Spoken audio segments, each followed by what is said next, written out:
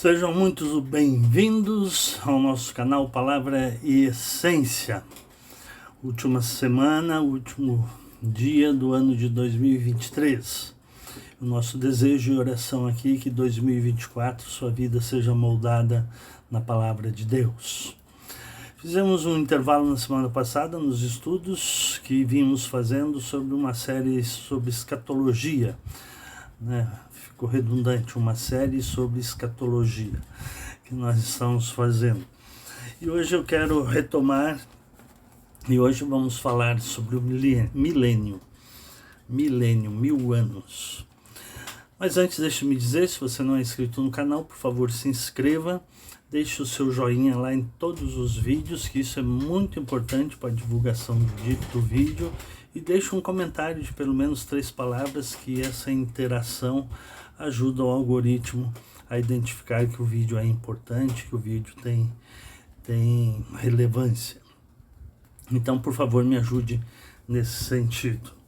Vou ler o texto bíblico de Apocalipse, capítulo 20, versículos 1 até o 6, e depois vamos apresentar algumas considerações sobre as interpretações que existem sobre o milênio. Diz assim: os 1000 anos, a primeira ressurreição. Então vi descer do céu um anjo que tinha na mão a chave do abismo e uma grande corrente. Ele segurou o dragão, a antiga serpente, que é o diabo, Satanás, e o prendeu por 1000 anos. Lançou-o no abismo, fechou-o e pôs sobre ele para que não mais enganasse as nações, até se completarem os 1000 anos. Depois disso é necessário que ele seja solto por um pouco de tempo. Vi também tronos, e nesses sentavam-se aqueles os quais foi dada autoridade para julgar. Vi ainda as almas dos que foram decapitados por terem dado testemunho de Jesus e proclamado a palavra de Deus. Esses são os que não adoraram a besta nem a sua imagem, e não receberam a sua marca na testa e na mão. Viveram e reinaram com Cristo durante 1000 anos. Os restantes dos mortos não reviveram até que se completassem os 1000 anos. Essa é a primeira ressurreição. Bem-aventurado e santo é aquele que tem parte na primeira ressurreição. Sobre esses a segunda morte não tem poder. Pelo contrário, serão sacerdotes de Deus e de Cristo e reinarão por 1000 anos. Muito bem, esse é um dos textos muito polêmicos da Bíblia, né? Levando em conta que Apocalipse é um livro que foi escrito praticamente com alegorias, com comparações e, enfim, a dificuldade de interpretação do Apocalipse, o que os estudiosos chamam de o problema hermenêutico. É como interpretar o Apocalipse, visto que tem várias possibilidades de interpretação. A respeito do milênio, né, é muito interessante que existem pelo menos 3 grandes interpretações, ou talvez 4, usando a subdivisão do pré-milenismo. Então há 3 grandes interpretações sobre o milênio. Eu vou usar alguns textos aqui para eu ler, para eu não me perder, porque são muitas interpretações, mas são 3 grandes interpretações. O amilenismo, eu vou explicar, o pré-milenismo e o pós-milenismo, né? O pré-milenismo é dividido em 2 partes, o pré-milenismo histórico e o pré-milenismo dispensacionalista. Então, quando eu chegar lá, eu vou explicar cada um. Vamos começar pelo amilenismo. O que é amilenismo? A palavra a no começo da frase diz que não existe, né? Não há milênio. Então, poderia se definir dizendo assim: não há nenhum milênio futuro, né? Estamos na era da igreja, na era da graça, ou segundo os dispensacionalistas, na dispensação da graça, né? E essa é a igreja. Jesus Cristo vai voltar, não sabemos o dia nem a hora, sabemos alguns sinais, né? E Jesus, no sermão escatológico, falou para quando a gente começar a ver esses sinais, não vos assusteis, porque ainda não é o fim, de modo que há uma necessidade de esperarmos a vinda de Jesus a todo e qualquer momento. Porém, o dia e hora não sabemos. Até porque Pedro, na sua teologia, diz que um dia para Deus é como 1000 anos e 1000 anos é como um dia. Bom, então os amilenistas, aqueles que não acreditam que existe um milênio temporal, eles dizem então que tem a era da igreja agora, Cristo vai voltar, vai haver a ressurreição dos mortos, a ressurreição dos incrédulos, de todos que já morreram, um julgamento, e então começará o estado eterno, novos céus e nova terra, né? Segundo essa interpretação, essa passagem que nós vemos de Apocalipse capítulo 20, é a era da igreja, né? A igreja, então, neste momento, está passando pelo milênio, segundo esses intérpretes. Trata-se de uma influência, de uma era em que a influência de Satanás sobre as nações sofre uma grande redução, e de modo que o evangelho pode ser pregado a todo mundo. Aqueles que reinam com Cristo por 1000 anos são os cristãos que já morreram e já estão reinando com Cristo no céu. De modo que o milênio para esses intérpretes é um milênio então celestial, um milênio espiritual. Trata-se daquelas pessoas que já morreram no decorrer dos séculos e que estão juntos com Deus durante esse tempo, vivendo 1000 anos de paz e tranquilidade, né? Então, como os amilenistas creem em Apocalipse 20, está se cumprindo agora na era da igreja o milênio. Então eles sustentam que o milênio aqui descrito já é o curso presente. Ou seja, nós estamos vivendo o milênio. A duração exata da era da igreja não pode ser conhecida, não necessariamente pode ser de 1000 anos, até porque, como eu já disse, para Deus um dia como 1000 anos e 1000 anos como um dia, mas que a figura 1000 anos é uma linguagem figurada, né, para um longo período em que os propósitos de Deus vão se realizar na Terra. Muito bem.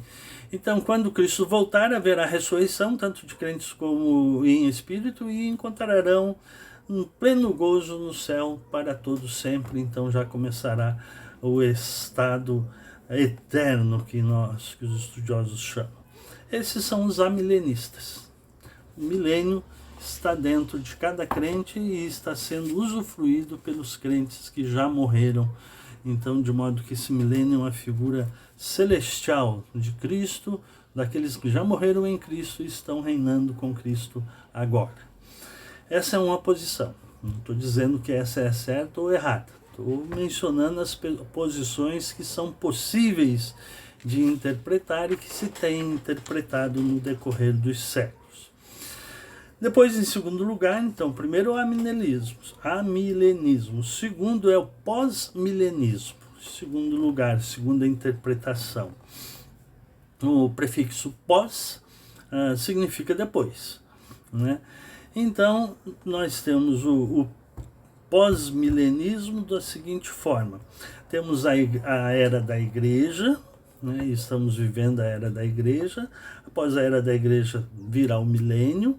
Cristo vai voltar, vai haver a ressurreição dos crentes, a ressurreição dos incrédulos, o julgamento, e após o julgamento, né, novo céu e nova terra, ou seja, estado eterno para os cristãos. Então, no julgamento serão condenados aqueles que não creram, e os que creram serão julgados de acordo com as suas obras, e então virá o estado eterno. Esse é o pós-milenismo. Pós-milenismo é o pós-milenismo que é a segunda posição.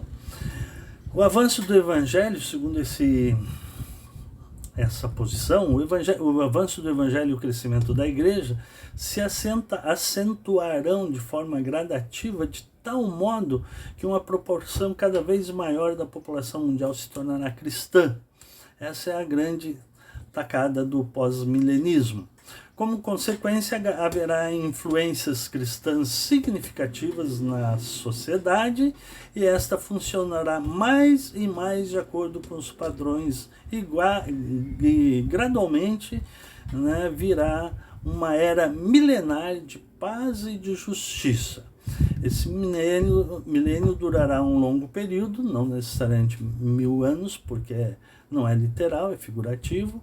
E por fim, ao final desse período, Cristo voltará à Terra e levará os crentes para o céu, né, para o estado eterno, e os não crentes para o julgamento final. Uma característica muito evidente de tudo que eu falei sobre esse pós-milenismo, que eles são muito otimistas em relação à influência, né, do cristianismo na história mundial. Infelizmente, nós crescemos em número. Aqui no nosso Brasil, por exemplo, nós somos hoje cerca de 25%, quase 30% de cristãos evangélicos, né? Sem contar os católicos. E qual é a diferença que isso tem feito na sociedade? A sociedade tem melhorado por causa disso? Não, a sociedade tem piorado. Então esse pós-milenismo aqui, com o seu otimismo de que a influência cristã será de tal forma que a sociedade viverá um período de paz e prosperidade, para mim fica fica muito difícil de crer desta forma. Muito bem, então vimos o amilenismo e vimos o pós-milenismo, né? Agora vamos ver o pré-milenismo. O que o pré-milenismo clássico ou histórico? Aqui que se divide em dois, por isso que eu falei, são 3 grandes posições, mas o pré-milenismo se divide em 2 posições também. Primeiro vamos para o pré-milenismo clássico ou histórico, que essa interpretação vem desde os pais da igreja. Durante muito tempo a igreja cristã creu desta forma. O prefixo pré-milenismo significa antes, ou seja, que Cristo vai voltar antes do milênio.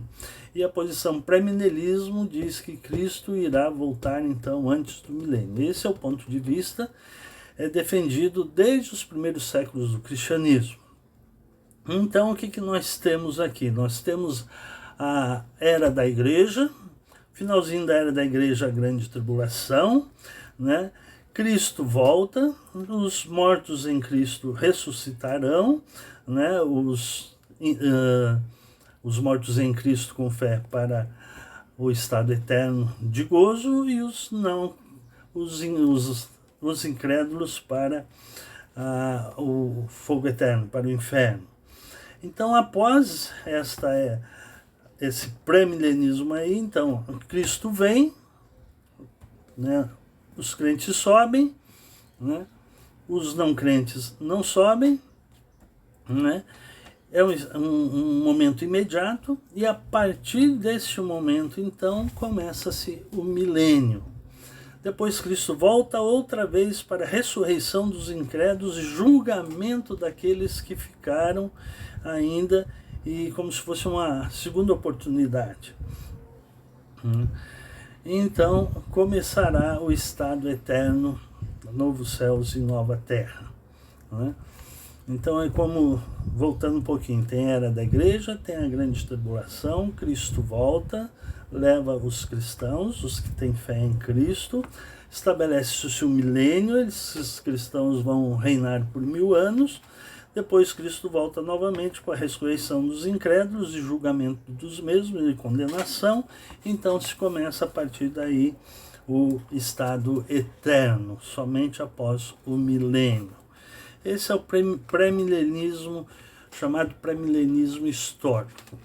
Depois nós temos um outro pré-milenismo, que é o chamado pré-milenismo pré-tribulacionistas, ou pré-milenismo dispensacionalista. Por que dispensacionalista? Essa ideia surgiu, salvo engano, na Inglaterra, no século 17, 18, por aí, que são alguns estudiosos que disseram que a história da salvação é dividida em 7 dispensações.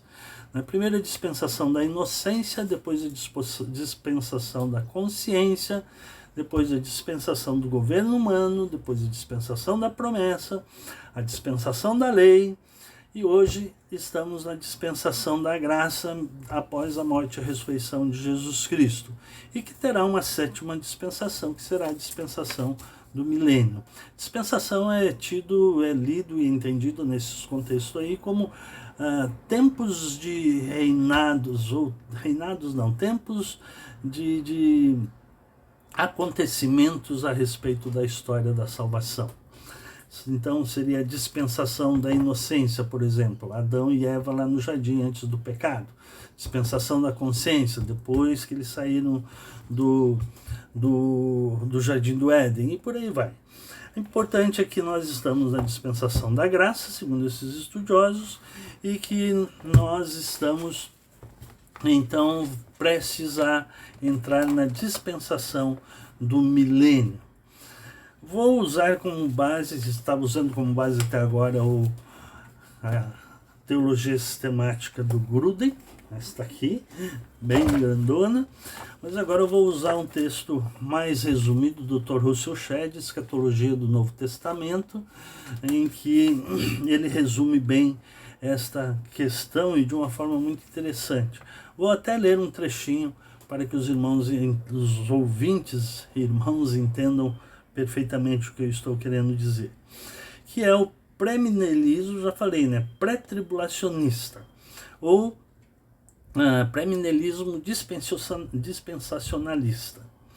De acordo com o sistema apresentado pelos dispensacionalistas, há 7 épocas na história da salvação desde a criação do homem, que foi o que eu mencionei agora. A chave imprescindível para a compreensão do futuro se encontra em Daniel 9, 24 a 27. As 70 semanas de Daniel se referem a 490 anos, 70 vezes 7, e não dias, né? As primeiras 69 semanas terminaram com a crucificação de Jesus, encerrando a época na qual Deus se interessou principalmente com Israel, com a rejeição do Messias que Deus ofereceu a Israel no ministério e na pessoa de Jesus Cristo, fez o relógio escatológico parar. É interessante. Em consequência, ele estabeleceu a igreja, a realidade não prevista pelos profetas do Antigo Testamento.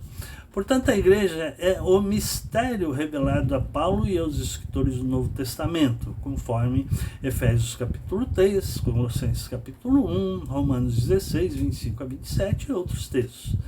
Terminado esse período de graça, no qual os gentios das nações são convidados a formar a noiva de Cristo, ocorrerá o arrebatamento. O evangelho será pregado a todas as nações, então virá o fim. Esse maravilhoso evento se realizará sem aviso prévio, virá como um ladrão de noite, diz Pedro. O relógio profético, então, será reativado, isso que é interessante. O relógio profético, então, será reativado com a atenção de Deus voltada para Israel. A 70ª semana de Daniel 9, marcará os 7 anos da grande tribulação. É assim que os dispensacionalistas creem. Brevemente, os dispensacionalistas preveem haverá o desenvolvimento do seguinte quadro, uma espécie de ordem cronológica. Israel, a nação judaica, estará no centro do plano divino de Deus para a humanidade. Restaurada para a terra, para sua terra, hoje chamada de Palestina, Israel reconstruirá o templo e restabelecerá os sacrifícios levíticos exigidos pela lei mosaica. Esse é o primeiro ponto que vai acontecer nessa 70ª semana de Daniel. 2. O poder político internacional será exercido pelo governador satânico, chamado de Anticristo, a besta ou o homem da iniquidade. O cristianismo apóstata, 3. O cristianismo apóstata unindo o catolicismo e a igreja ortodoxa e o movimento protestante, o modernismo protestante, chamado de meretriz, se aliará com o anticristo, Apocalipse 17, e prosperará através da união adúltera durante um tempo. O pecado 4. O pecado aumentará entre os homens e chegará a uma profundidade e intensidade jamais vistas a não ser na época do dilúvio. Comiam, casavam e davam-se em casamento. Comiam, bebiam, né? 5. A ira de Deus será derramada sobre a terra numa série de julgamentos cataclísmicos, que é o que é descrito em Mateus 24, no sermão escatológico. Quando a besta anticristo romper com a nação israelita, provocará uma crise internacional que atingirá seu auge na guerra do Armagedon. Tudo culminará no fim dos 7 anos da tribulação, com a vinda de Jesus Cristo com os seus santos, a parousia. Após a parousia, o reino do anticristo será destruído e Cristo passará a reinar sobre a terra. Assim se cumprirão literalmente as profecias do Antigo Testamento que prevêem um reino messiânico na terra. Passados os 1000 anos previstos no Apocalipse 20, Satanás será solto de sua prisão e encabeçará uma revolta breve pelos moradores não regenerados do mundo, mas ela será esmagada. Sucederá então o último julgamento do trono branco. Os mortos serão convertidos, os mortos não convertidos serão ressuscitados para serem julgados segundo as suas obras. Os santos, judeus e gentios, gozarão a vida perfeita na nova terra e no novo céu eternamente. Então essa é uma suposta sequência que os estudiosos do pré-milenismo, pré-tribulacionista entendem. Então, só repetindo para uma espécie de gráfico aqui do pré-tribulacionismo. Então, temos a era da igreja, né? Cristo volta antes do milênio, arrebatamento dos crentes por estarem em Cristo, estabelece-se a 7ª semana, que seriam 7 anos, né? Nessa volta de Cristo, os crentes que são fiéis sobem, acontece o milênio, vem reinar na terra durante 1000 anos, depois Jesus, a ressurreição dos incrédulos para julgamento, eles serão julgados para a condenação eterna, os justos para o gozo eterno, então virá o estado eterno, a eternidade, mais ou menos nessa sequência. Bom, e qual dessas eu devo acreditar? Eu diria assim, o que eu preciso acreditar é que Jesus vai voltar a qualquer momento, porque um dia para Deus é como 1000 anos e 1000 anos como um dia.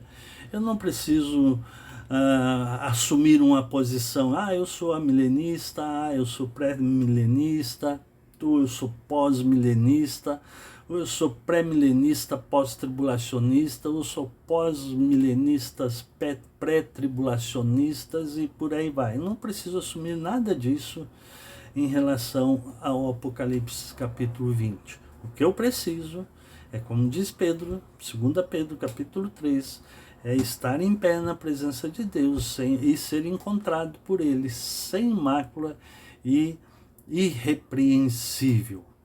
Santo, andando em santidade com Jesus. Preciso me preocupar com tudo isso? Não preciso.